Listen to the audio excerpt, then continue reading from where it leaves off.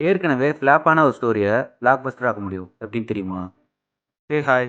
This is day 5 of 100 day challenge. Screenplay ஒரு படத்த வெற்றியடைய செய்றதுக்கும், தோல்வியடைய செய்றதுக்கும் முக்கியமான காரணம் ஸ்க்ரீன் பிளேன்னு சொல்லலாம். ஸ்க்ரீன் பிளேனா என்ன?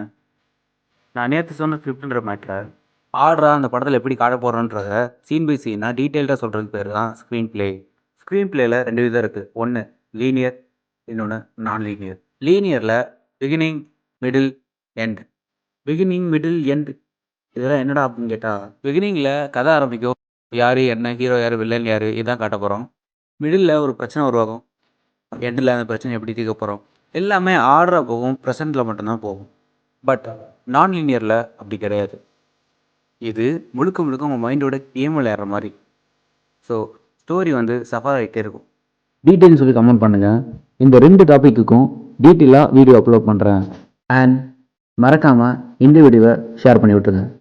பாய்.